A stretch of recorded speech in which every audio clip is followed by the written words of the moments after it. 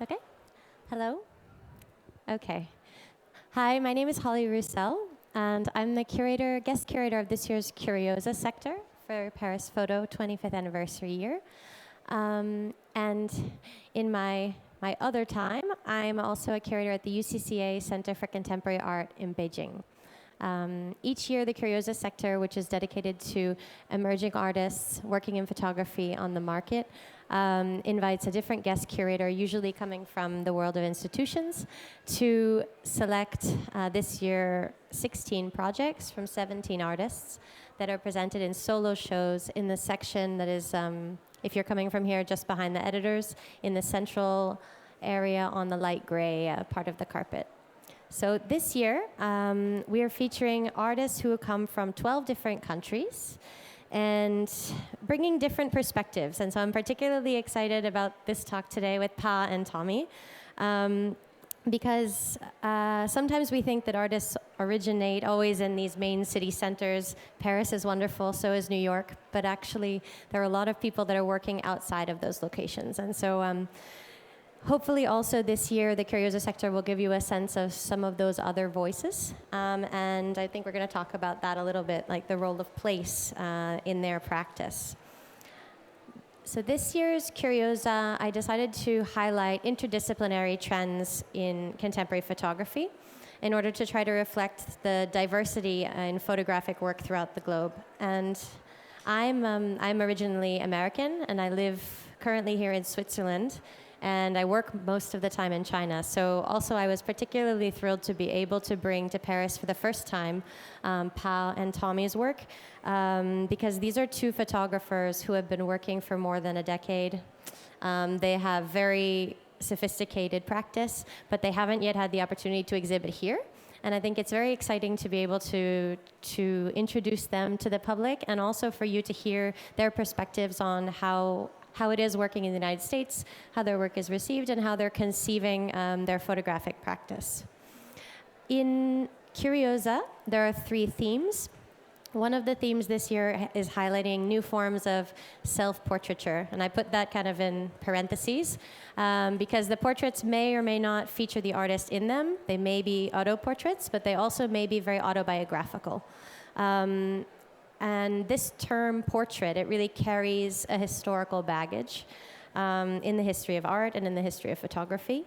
And the artists in this section, they really engage differently with that history in exciting ways. So by employing these autobiographical elements, referring to the history of the genre, drawing on social issues, and such as intersectional identity, race, gender, sexuality, or religion. So I'm very happy to have Tommy and Pa. Thank you so much for accepting my invitation. It's also the first time this week that we met in person. We've only been communicating by Zoom, so it's really a pleasure that they could be here with us. So the way that our conversation is going to go is I will give you a very brief introduction of Tommy and Pa with a little bit of bio. And then we'll have a conversation more broadly where they will present to you their bodies of work, their artistic universe. And we're going to talk a bit more about how they conceive the genre of portraiture, how they build upon this history, how they reject the history, and how they create very visually, very engaged works that are really constructing our frame of view. So I'll start with Tommy. So Tommy Ka is from Memphis, Tennessee, and he's being presented by Vasily Souza Gallery coming from Oslo. He received the Next Step Award. He received Foam Talent 2021, and he holds a MFA in photography from Yale University, and also was a Yale Festival Grand Prix finalist in 2019. He has had a number of group and solo exhibitions, and he currently has another big exhibition right now in New York at Higher Pictures Generation. Tommy uses self-portraiture and also the family album as a means to explore his identity. So he is Asian American and queer and living in the American South. And And he does this in part by molding his appearance to making masks, cutouts, tattoos, puzzles. And these result in these strange, kind of familiar, humorous and tragic portraits. He didn't reject when I said that he kind of reminds me of like a Memphis Pierrot. That's not too bad. But he has this heavily manipulated approach to self-portraiture that doesn't allow us the comfort of a singular gaze. And I think that that's a really exciting project that is presented here at Paris Photo. And then Pao, so started her life early in Laos, where she was born, until the age of 3. And then her family had to flee to Minnesota. And that's where she still lives today. She has her bachelor's in fine arts from Minneapolis College of Art and Design. And in 2012, she also received her master's in fine arts from Yale School of Art, which I learned during our conversation is that you two were actually classmates, in Yale. I didn't know that when we selected both their applications, but really interesting. And Pao had a pretty incredible year this year, so congratulations as well to you. So she had her work shown in the Whitney Biennale in New York, and also has her first museum solo show at the Walker Art Center in Minneapolis right now. Previously also exhibited at the Natural Portrait Gallery in Washington, D.C. So looking to see a lot coming from you in the future as well. A little bit about her photography before she tells you about it herself. She uses photography to really create works that research, critique, and celebrate and complicate the notions of identity within the Hmong community and the Hmong diaspora community. So in the work she's presenting here with Bockley Gallery, The Imaginative Landscape, she's depicting the Hmong diaspora in a kind of subversive lens, exploring that relationship between landscape photography, and this very singular history of their community. And so on that note, I'm going to stop talking because I think the point of these conversations are actually so you can listen to these two wonderful people. So I'd like to invite Tommy to give us a little bit of background. Hello. Hey. Hello. Thank you, Holly. Thank you, Perry Photo, for having me. This is my first time in Paris, and it's been such an amazing experience, first time. I'll start out with this first photograph that is, I think, probably my least expected picture that I made that people will probably know about. And it's, I grew up in Memphis. I was born and raised in Memphis, and my family originally fled China in the 1930s and then had to flee again when they immigrated to Vietnam. Oh, that went fast. Actually, could we just backtrack that? Yeah. I grew up 5 minutes away from Elvis Presley's house throughout my life, and I like to start with this image because it is was a catalyst for a lot of things for me. I made this picture in a prop house in Florida and walking with a cutout of myself, a cardboard cutout of myself in my bag, and walked into this image that reminded me so much about home. And I was making photographs of pictures of myself because I'm a piece of work and I'm hard to work with, so I thought it would be easier to replicate my body as a different kind of print.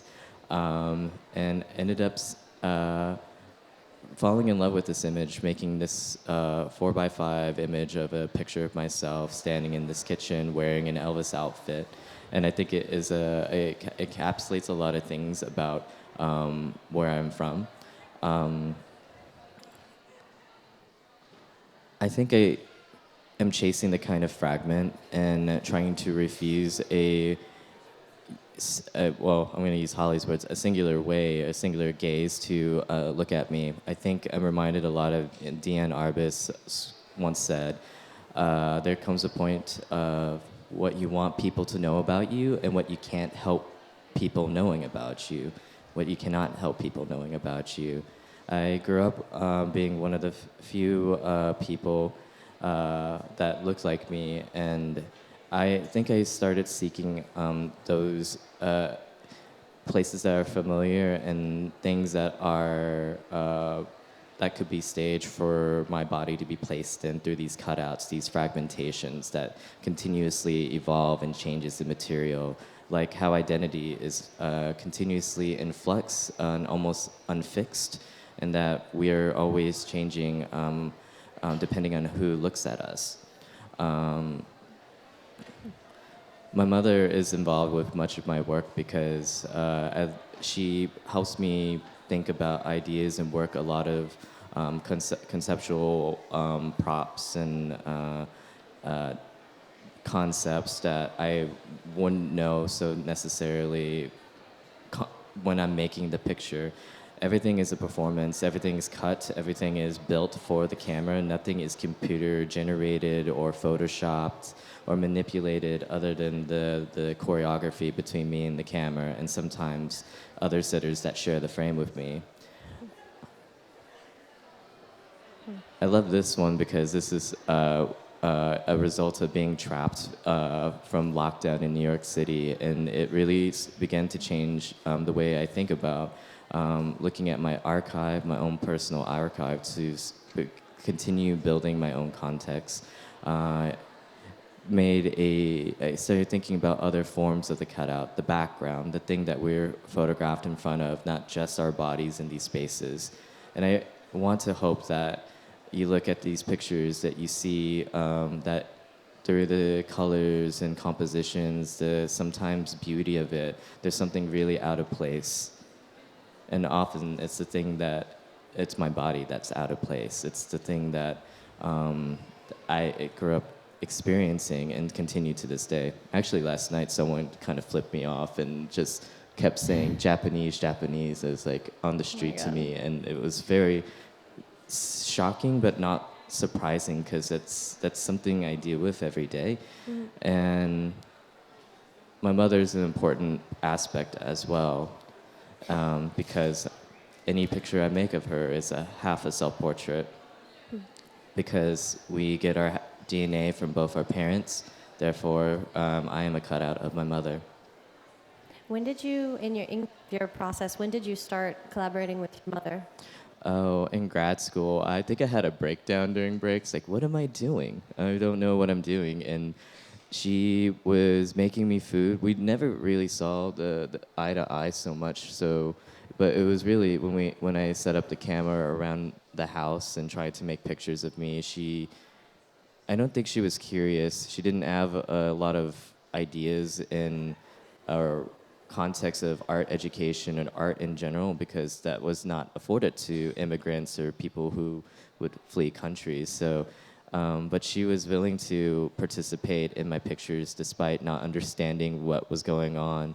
But I mean, she's family and she's my mom. I guess she has to put up with me, and I love her very much. And you think of the cutouts continue to change, and from cardboard to 3D printed mask to maybe you saw in my booth these temporary tattoos in my eyes, the fragmented hands that I've cut myself, and even the idea of costuming as a form of a cutout, the manifestation of how identity can be easily discarded and worn as something you can buy off Amazon. I literally bought this costume off Amazon. And in continuing to change the materiality of it, that I started making puzzle portraits, but not really understanding like what I really wanted out of them. So I do them on and off. This one I've made specifically during lockdown, and I was really curious to see not time and space collapsing within a singular image that can be viewed simultaneously. This is three puzzle sets intertwined. Every second and third tile is swapped out, and you are viewing 3 pictures of me actually crying. And we're back to the beginning of this picture, and I think we'll probably leave it. Yeah, I think we can leave it there. I have just kind of one follow-up question, just in kind of, because I know you have different bodies of work, and I also know that you said that there, for a long time, there hadn't been so much recognition for your photography. Now you're starting to, I think there's a nice little impulse happening now that we're starting to see, which is really exciting. But that you did say, and I think that this is probably something a lot of people feel, that you were primarily making work for yourself. And satisfying this personal curiosity. Are you now kind of constructing are you thinking of your work in a process of project, or are you really kind of working on it image by image? Do you, for example, like, do you consider from the beginning to end this work with your mother as a project with your mother, or do you see it as an ongoing process of collaboration together? I think with any, outside of the collaboration between my mom and me, I think everything is really ongoing. I like to think of them as projects, but I met another photographer, Hubert, at the Here Festival years ago, and he said something wonderful, and it really resonated with me. So I'd like to steal it if I could.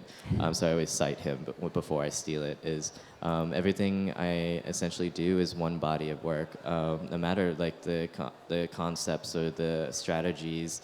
I feel like I'm really telling the same or asking the same narrative and trying to mine from my personal rather than the historical, since we're not often accounted for in history, to pull from the personal to arrive at my own representation. And, yeah. Well, thank you for sharing it with us. So I'd like to then kind of transition over so that we can have an introduction to Pal Hoaher's work. So I will say in the Curiosa curation, Pal, it was really hard to place her work, also for Tommy actually, within the three themes, because I feel like they could have fit in different areas.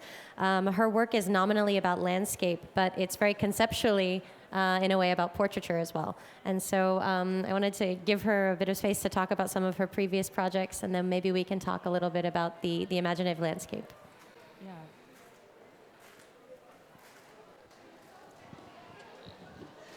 Okay.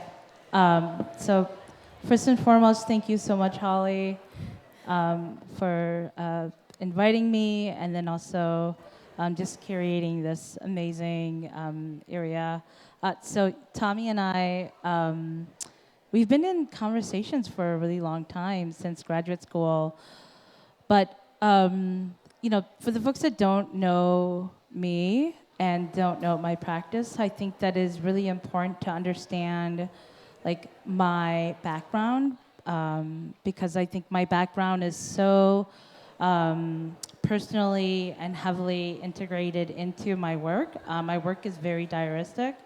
And so my family came to the United States in the early 80s, and we came to the United States because of the Vietnam War, or what Hmong folks like to call the American War. And so we came as refugees, and my work is very much based on the Hmong diaspora, my personal history, and then also my family's history, right? And so things that I'm really interested in are Hmong soldiers who fought in the war but are not recognized by the United States government. I'm really interested in the ways in which Hmong folks have been making studio portraiture, where that comes from, right? The French colonized Laos in the 1940s, and with that they brought along their studios, portrait studios, right? And so those are the things that I'm interested in, and I think that my work, when I think about my work and I think about the evolution of my work, there's definitely, one body of work absolutely lends itself into another body of work, right? And it's they build upon each other, right? So, and I think that at the forefront of this, I'm also really interested in sort of these ideas of desire, longing, love, what does it mean to be displaced? So I will also say too that the show that I have, or in my booth, the Imaginative Landscape, I'm working from a place of thinking about what Laos could look like, or what it looked like in the imagination of my grandmother, right? And so when I was young, I didn't go back to Laos. I don't have any memories of Laos, but I often would ask my grandmother, who would come over every weekend to sleep over, and I would often ask her, what was it like in Laos? What does Laos look like? How was dating? How was it being a child? I would ask these questions, and she would, give me these, what I thought, very vivid memories that she had of Laos, of the jungle, of walking through her garden, right? And so it is from these ideas that I've created what I think is this idea of Laos, right? So thinking about the imaginative landscape, an academic term that was coined by historian Valerie Flink, who coined the term because of Christopher Columbus and what Christopher Columbus was thinking about when he was coming to the Americas. What was he looking, and sort of what he had imagined the Americas would look like, and coming to the Americas and not having the Americas be what he had imagined, right? And so the Americas was this sort of imaginative landscape for him, and that's where I'm coming from in thinking about, thinking about the work, the imaginative landscape, But even like before that, right? So, when I say that one work informs the other, my work is, I think about like, I made a body of work titled "My Mother's Flowers," right? That like I photographed my mother's flowers, and then I went online and went on a dating website that connected Hmong American men to Hmong Laotian women and appropriated images from there, and really thinking about what it means to think about the plastic flowers and the idea of the plastic flower metaphorically, And then after that, there was a body of work titled "My Grandfather Turned into a Tiger," and it was thinking about a narrative, right, about my grandfather, who folklore said that he turned into a tiger. But how can I make a body of work that gives that prompt, right, that can talk about these different issues? And then, just the work that you're seeing right now are these Google Earth images from my latest body of work titled Pakondu, Flowers of the Sky. And it's about work that was landscapes that I made during the pandemic in Northern California, an area that has historically been marijuana haven for marijuana growers, but have since 2015 been land that have been bought up by Hmong farmers, who are now one of the largest marijuana cultivators in California. And I'm really thinking about the ways in which Hmong people, our history, right? And sort of this history repeating itself, right? So originally Hmong people came out of China. The majority of them moved to Laos. The Laotians said, you can't live on our lowlands, but here are these mountainsides that you can live on. Hmong people, were this sort of really resilient group. They went on and lived on mountainsides and were able to be really resilient with the land that they have. And I think that for me, California is sort of like that. Here's this land that the government in the 1970s deemed uninhabitable, tried to sell it off, to Californians for quarters on the acre. And here in 2015, even here now in 2020, it is a very prosperous piece of land that Hmong people have been able to overturn, right, through their agricultural knowledge and, again, thinking about history. Yeah. I'm really interested in those ideas, and those are sort of the themes that are in my work. Yeah, thank you, Pal. So I think it's, something that really, I have to say it was very, very difficult for us when we were trying to discuss which works are we going to show in 8 linear meters. How do you do that? Because there's so much packed symbolically. as well. And so what we did decide to do ultimately on the booth was to show, and that was in collaboration with Todd and with Pal, to show one image kind of from each of the types of images that are in her projects. And I want to bring that up because you may be sitting there thinking, this is a talk about portraiture, but we're talking about landscape. And so the reason is, in the first conversation I had with Pal, she told me, and I actually quote from you on this topic. You said, you see each small moment, each new portrait as a poetic note in a broader, diffuse narrative. And through it, you learn about your own identity, reimagine your own place within collective memory, and create your own homeland, a place of belonging, both real and unreal, an equal product of Hmong history and my imagination. And when we talked about the Imaginative Landscape Project, you said, you conceive of the project. It features landscapes and elements of landscapes, and that's very significant. But you conceive of it as a portrait. And could you talk a bit about how you construct this idea of background, middle ground, and foreground in this project?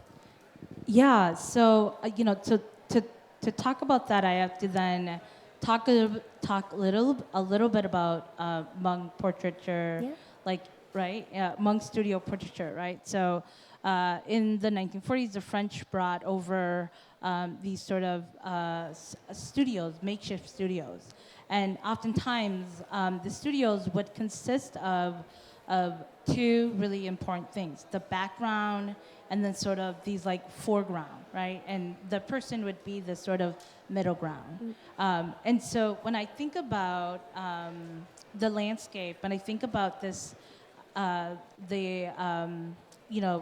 what this landscape could possibly look like, I'm thinking about these studio portraitures that existed, that are, that existed in our family history album, that existed on our walls, that are still to this day being replicated in studio portraitures in Laos. And even in the United States, right? And so it is oftentimes this, this backdrop is often a moundscape, right? And it could be a moundscape in Laos, a moundscape in California, a moundscape in Europe. It could be a moundscape anywhere in China, but it is always a moundscape. And in the foreground, there is always these flowers that sort of anchors and hides you. And oftentimes it's these fake flowers, right? Plastic flowers, silk flowers. And oftentimes they are the anchors, and they anchor the sitter. And so I'm often, when I'm thinking about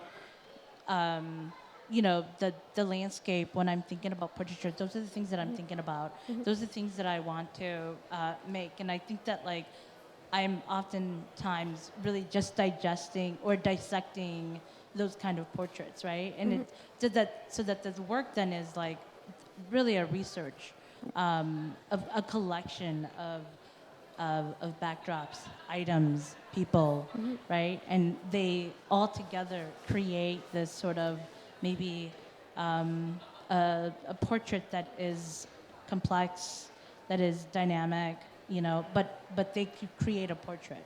Yeah. Yeah. Thank you so much. No, I think I was really drawn to the layers in the work, and I encourage you to kind of spend some time with it, and also maybe try to look at a bit more of Pal's work, because it's very difficult to pull out 3 works from a series. So this is very much just an introduction, but what it says about the role of landscape photography in creating a sense of home and in a fiction. And what that's meant to the diaspora community, who actually didn't necessarily, in many cases, have any memory of the place that they came from, and that these landscapes that we're seeing are often not even Laos in some cases. They're other places entirely. And so I thought that this was just it's really a project with quite a few different layers, also as well, with the opium poppies that come up regularly in your work as a reference to how the Hmong kind of survived and made money during the period of colonization. Yeah, I mean, I think that for me, they are a memory. I often think about the landscape of Northern California, and it's very fascinating in the ways in which my elders talk about the landscape, that landscape, right? And that that landscape for them, while has no connection or no resemblance to the landscape in Laos, for them that community is a community that is very similar to a community in Laos, right? And so there's something about that. And Hmong Laotians who come to to America to work in these fields will often think that this is the American dream, right? And so there's this sort of really interesting like in between that happens. Yeah.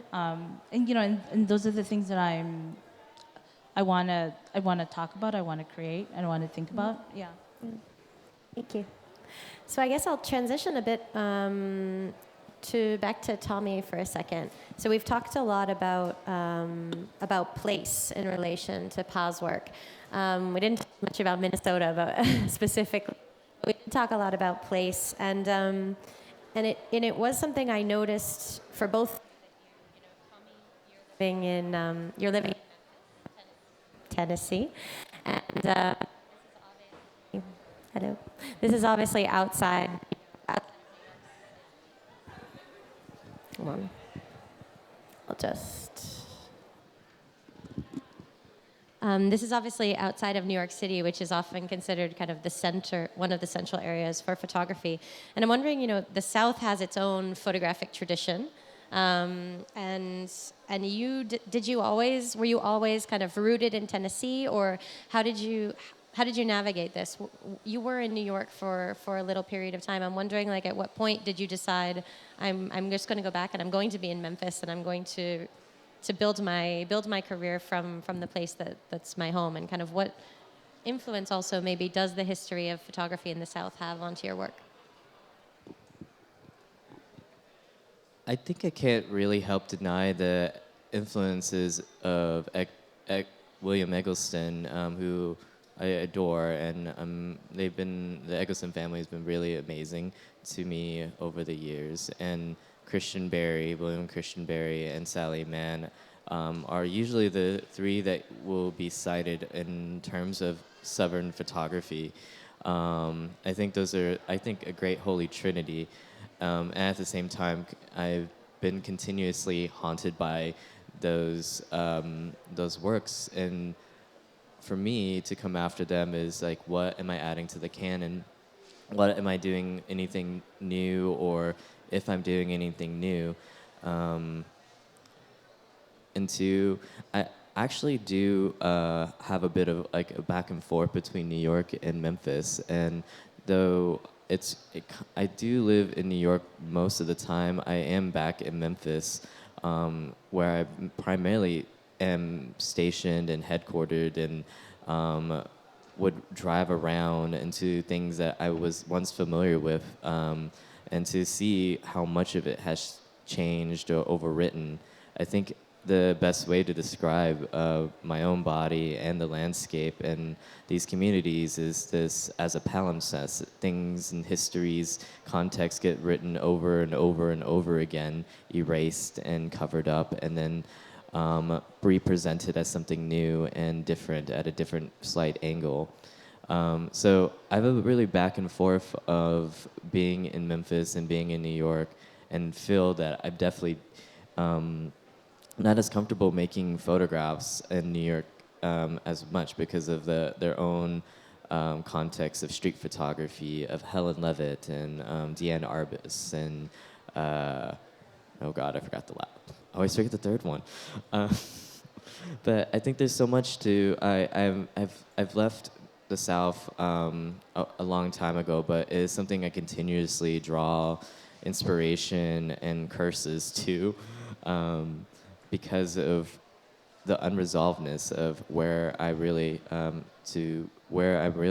belong, or where do I really stand, or locate my own histories where no one has really accounted for it. I was doing research last year, and my first time coming back since lockdown, since the pandemic, and I met a woman named Emmy, who was an accountant and would spend some time in this cemetery that was built pre-Civil War in America. And she discovered 3 segregated sections of the cemetery where early Chinese settlers came through, and she, through further research of cleaning these headstones, that she discovered that the city of Memphis never kept records of people who immigrated that relocated, that moved or settled, especially if you were a foreigner. You would not be on city record. And Emmy, through her research, found an old newspaper article that advertised a Chinese laundromat business in 1872. Photography was discovered in 1839. I believe it's like around the same time as the Transcontinental Railroad joining the east and west of the United States through the train tracks. And it's just so peculiar to know at least the earliest person that arrived, how did they get there? What did they experience? And further research goes to show that with my family and the Memphis Chinese community and the history related to the Mississippi Delta Chinese communities and the Chinatowns across the United States early on, we all came from the same region of China, of southern China. We all spoke Cantonese, and there are still a bit of dialect that, while broken and kind of mishmashed, that was like the first time I felt a sense of connection was through language. And photography really pushed that for me, because I always think that photography is a language, a visual language, and language is a communal activity. The reason why we have dialect and slang and certain words for certain things is because you need more than one person to change and engage in that kind of language to create our own code. And I think that's like something that really resonated with me and that kind of clicked. And not only was that last year, still processing everything. Thank you. And you know, I was thinking just about that the topic of this panel, and you kind of coming up with your own way to add something new to the canon of portraiture. And I'm wondering to what extent that's something that you were considering in your work from the beginning. Were you thinking I absolutely want to be making portraits, or how did it happen? How did the initial moment, because your work is totally dominated around this form of portraiture, and I think you're completely constructing it. But I know you've also talked about not wanting it to simply be this individual self-portrait, but that it's very important to have these other elements. You felt like it wasn't sufficient. It wasn't enough. You weren't getting across what you were looking for. So I guess I'm wondering, how do you see your work in the history of portraiture, and or maybe are you is it something you think about when you're making the work, or is it something that you'd rather move away from? I think I'm definitely feel like I'm moving away from trying to be so straightforward and just satisfy my own curiosity. You know, I spent years in being told by Chelsea galleries that my work doesn't make sense to my face, and that it's not sellable. Either stick with being gay or being Asian, but you can't do both. And I kind of like those intersections, because I've really never seen anyone really worked in those with those two things, and then to set it in a backdrop of the Southern landscape and their own contexts and histories are almost in parallel. So now I started out like just photographing just on the whim of other people, my friends closest to me, and like I wanted to be Ned Golden, I wanted to be like diaristic like Paul, and then and there was some things that kind of failed for me because it always felt one-sided just making these portraits, and I think it was just really dishonest for me to photograph somebody without the same care. So I think that's partially after living in New York in 2010 briefly. I was exposed to performance art by Marina Abramovic at the MoMA, Tina Segal at Guggenheim, and I never experienced performance art. And that's when I started turning the camera to myself. That's when I wanted to just figure out the ways that how do I push this further? How do I push using myself as a example to run myself through the ringer? And I mean, I think with the cutouts, that definitely came out of being very tired, running back and forth behind the camera and in front of the camera. But I think like who better to that I know myself the best, and or at least I could really be put through all those things that would not make sense. And I think that's okay to just um, settling on being curious and then trying to work those out in picture making. I think that's just my favorite place to be. Thanks. And with Pal, we've talked a little bit about how some of the portraits in your imaginative landscape project and in other projects, these are inspired by the portrait traditions that were brought to Laos. Something that interested me also, though, in your work is you said about the show at the Walker in particular, I believe, in an interview, you were saying that, and it's about, who is the audience for the work and who is the audience for the portraits, which is a question that we ask a lot first. So where is the gaze coming from, and who are these works meant for? And there's something I found quite interesting about your work is that you do also see it as a work very much for your own community. And I think in a time where we're constantly trying to make, the conversation more broad so that it can speak to different communities. I thought it was very interesting that you were saying, at some point you're also making this, yes, for yourself, but really for your community as well. And I'm wondering if you would just talk briefly before we kind of get to the end of the time. Like, you're working with a number of different individuals, so some elders that you said you met at community centers or soldiers. Kind of how does your interaction? How are those interactions with this community, and how involved are they in the portrait process? Yeah, so when I think about, so so to answer your question about the portraiture, so the work is very collaborative, right? This idea that I make something for you, and then in return, you let me make something for myself. That is how I've always worked in terms of thinking about portraiture, and when I'm making a portrait of somebody, that is how I've always worked, right? But in terms of thinking about art and just really thinking about like how the work is viewed. I would say that if you had asked me earlier in my career, I would tell you that I'm making the work for everybody, right? And I think like very early on for me, there was a lot of pressure to really think about the work being so universal, because I think very much like Tommy, people would often say, your work is too Hmong, nobody is gonna want to exhibit it, nobody's gonna want to look at it because their work is too Hmong, right? Like, who are these people, right? And so I would often say, yes, the work is very much about Hmong, but there's these sort of really universal themes, and you have to really, here are these universal themes, and so like I think like as I age and as I mature and as I understand and appreciate my own community, I often will say, actually the work that I've always been making has always been about and has always been for my own community.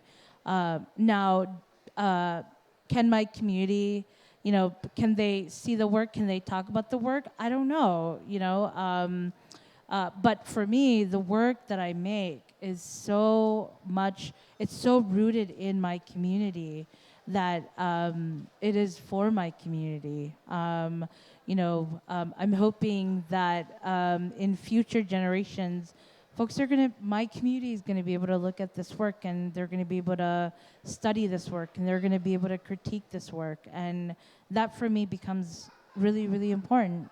And so when I think about who the work is for, oftentimes it is the work I make about my community is for my community. Well, I have to say, I'm so appreciative to both of you for being here, because I know this is a totally different context for your work. I mean, we're here in Paris. It's a different community, but I have to say something that always makes me particularly love photography is how, each individual is giving us kind of in a way a different portrait of the world in which we live. And through both of your bodies of work, when I discovered it, it really was you're bringing us into that community, and you're letting us. I mean, with Pa's work, I've learned a tremendous amount, and there's so much more to study with her about her community, about her experience, and how much it relates actually to still more universal questions. I mean, you're touching on so many different issues in your work, and I'm really appreciative also for Tommy. You know, I asked him some pretty straight questions when we had our Zoom preparing this, like how would you refer to yourself? Would you want to be referred to as Asian American? Do you want to be referred to as? It's like there are lots of I think in the United States in particular, it's a very diverse community, and so I'm really appreciative to both of you for making the work that you do, because I think it's giving us a greater sense and allowing us to see different voices and individual voices that maybe don't always necessarily make it onto the mainstream so much. So I think you also are pushing back a bit in work that has to be easily digestible for perhaps for a Western audience in a certain way, and so I appreciate really like the enthusiasm to be here. It's an honor to work with both of you and to have your perspectives coming from all the way from the US here today. And I guess on that point, I'd like to kind of open the floor in case anyone had any questions in the last kind of 5 minutes or so for Pao and Tommy. Whether it's about portraiture, whether it's about landscape.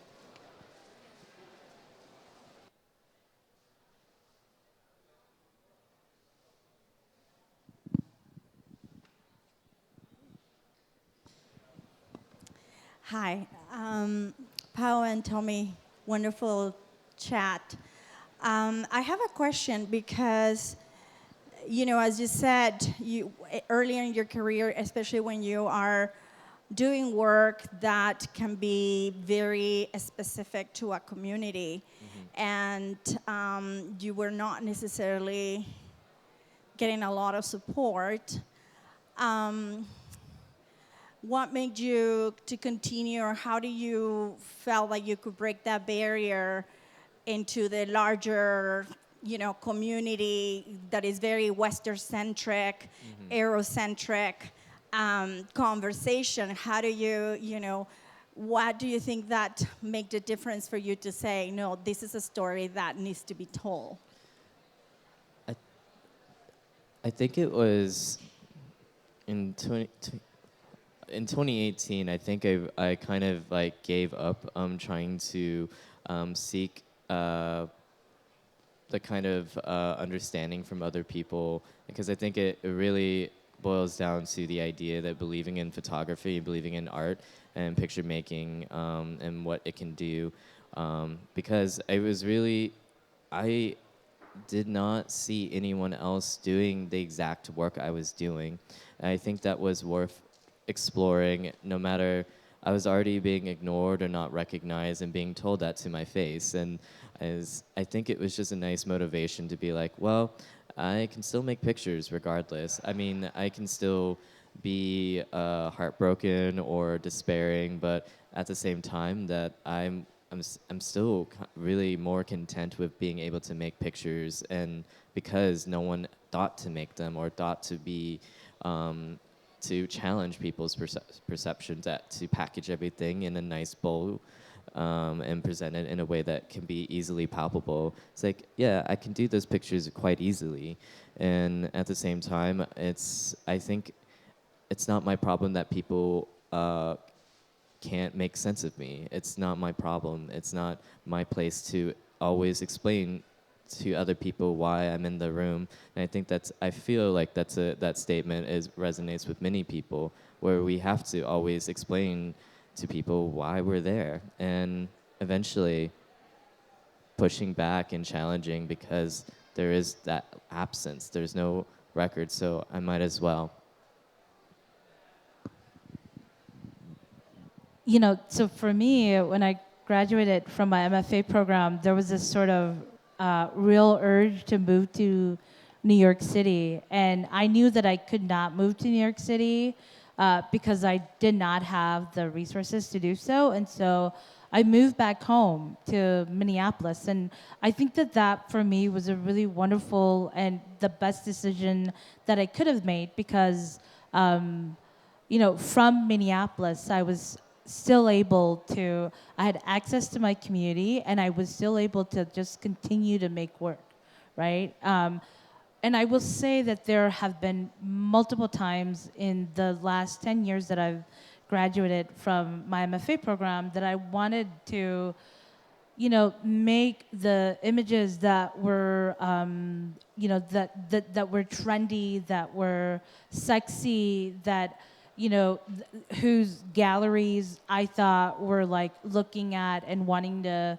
wanting to sell. But I just really just thought about the kind of work that I can make in my community, and it was just sort of really like, I just continue making because I think that, if you really believe in the thing that you're making, at some point somebody is going to see it, and it might not be today, it might not be tomorrow, it might not be a year from now, but, at some point somebody's going to see it. I mean, I think about Baldwin Lee, who we've had the really wonderful pleasure of meeting here at Paris Photo, who photographed in the 80s and the 70s and the 80s, and here, 40 years later, he calls this a resurrection. And there's something about that, and I just think it's because he just continued making the work. And I'd say the advice that I would give to anybody would just to continue making. That's really important. Yeah. Thank you, Pao. Thank you. Are there any other questions? If not, I do want to just mention that there is another talk that's going to be happening at 5 o'clock. Am I right? 5 o'clock?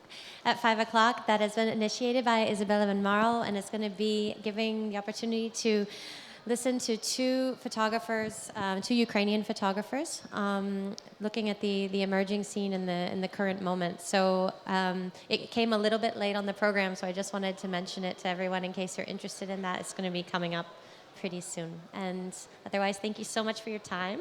Thank you to Paris Photo and to particularly Clotilde and Marguerite, who've been organizing these conferences for us. And thank you for the opportunity to invite these wonderful, wonderful speakers, and for all of you for being here to listen. And I hope that you get the chance to go and discover their work in the Curiosa sector. Is very, very exceptional. Merci beaucoup. Thank you.